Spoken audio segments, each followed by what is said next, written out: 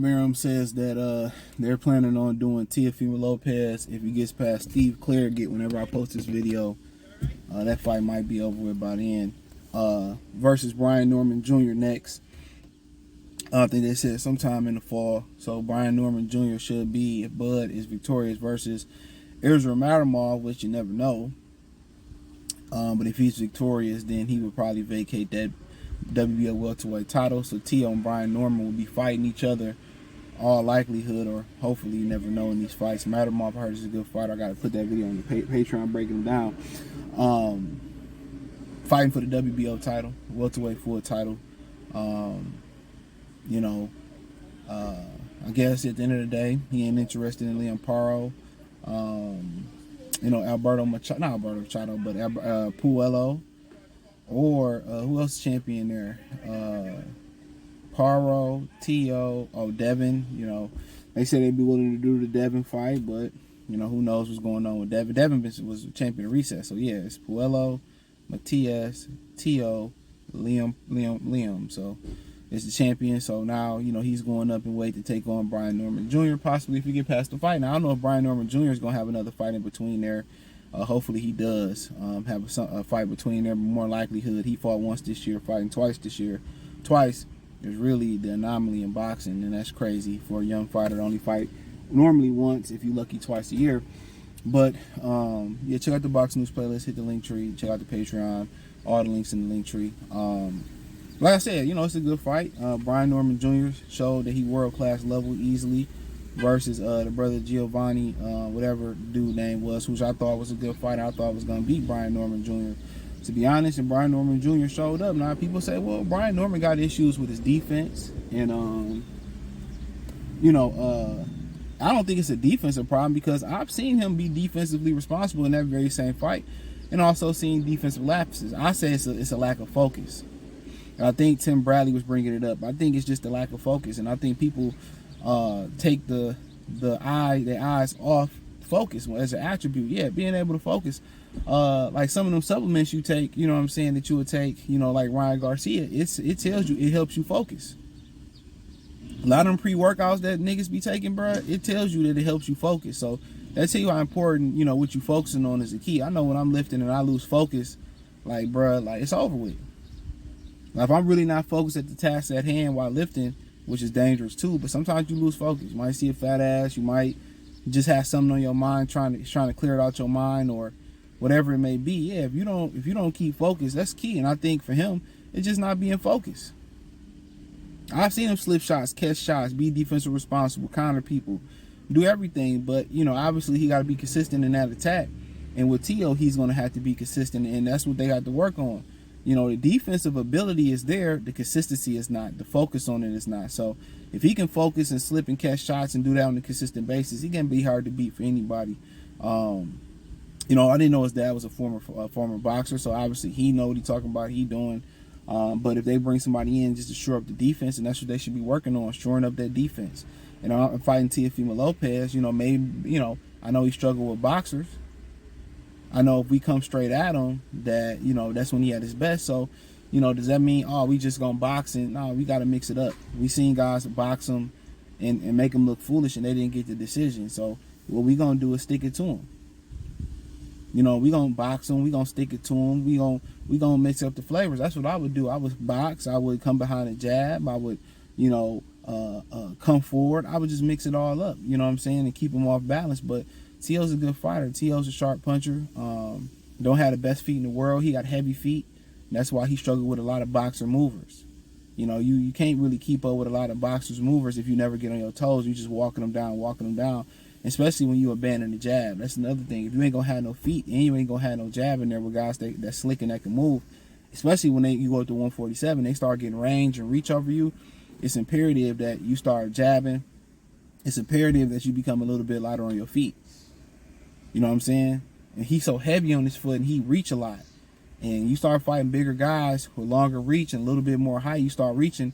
That could be the difference when fighting guys at 35 and 40 and just barely missing. That could be the shot that can put you down and put you out. So as you move up in weight, you start seeing a lot of dudes' deficiencies tend to show because obviously the guys get bigger, stronger, and in this era, more athletic, more rangier.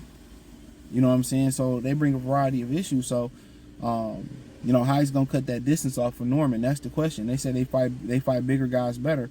Pause. That's what his father said. Teofimo Sr. said. So we'll see, man. It's a good fight, good ticket.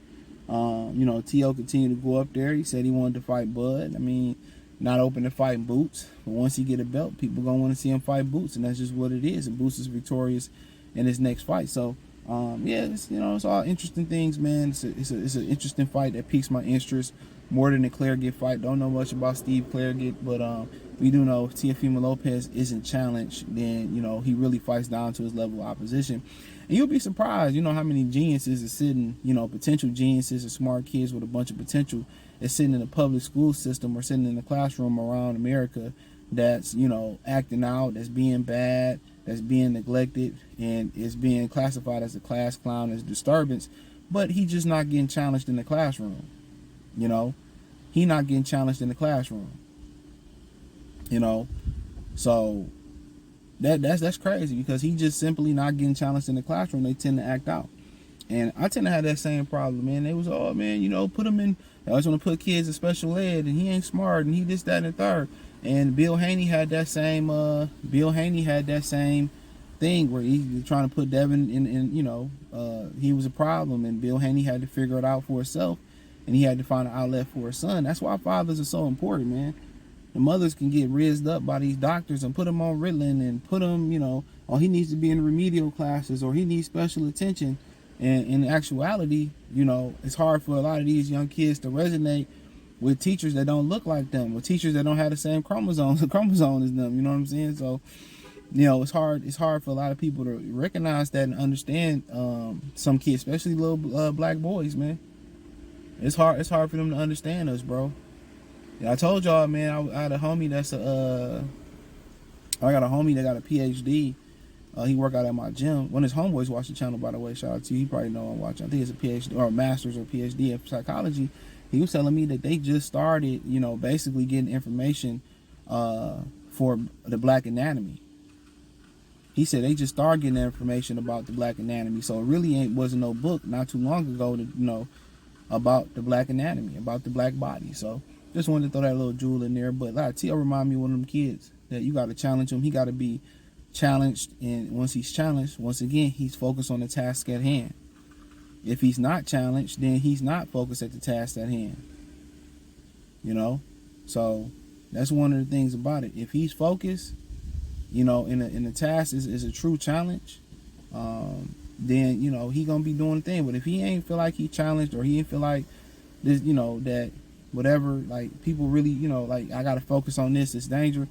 Man, his mind over here, his mind over there, his mind up there, his mind everywhere than where it's supposed to be at. You know what I'm saying? So we got a bonnet warrior right here, all the way in the suburbs, a bonnet warrior. But I ain't gonna lie, I smash. Yeah, a little light bright. I don't know why women be wearing these bonnets. They be wearing, but guys, I be seeing the guys wearing bonnets too now. So, but I can't talk. I remember going to school, and the kids' mama bringing them to the bus stop. She got a whole motherfucking scarf on her head with a bathrobe on. Real spill. But yeah, man. I like the fight. Man. See what T.O. look like tonight. Moving up in weight. The power gonna be a little bit different. The weight gonna be going right at Brian Norman. You know what I'm saying? Most people say he's the weakest champion because he just got there. Stay on this. He should be upgraded at some point. I think he got one fight left in PBC. Boots. Matchroom, IBF, WC, Barrios rumored to fight Manny Pacquiao. So if Pacquiao win, maybe, T.O. getting in there with Manny Pacquiao. Maybe they're willing, since PBC and Top Rank doing business, he beat Norman, they'll put him in there with Mario Sario Barrios. I like Barrios. But, maybe it's, endless possibilities for him. I will say this, don't really care for T.O. as a person, but he chasing greatness. You like it. He said he the best fighter in the world, he just not famous. At least he acknowledged one truth, that he not famous, and he not the best fighter in the world. The best fighter in the world don't get outboxed by Sir Sandor Martin or the brother Jermaine Ortiz. That doesn't happen to the best fighters in the world. But, if you don't believe it, nobody else gonna believe it. If you don't believe it, Muhammad Ali, said that, was that He believed it from before anybody else seen it.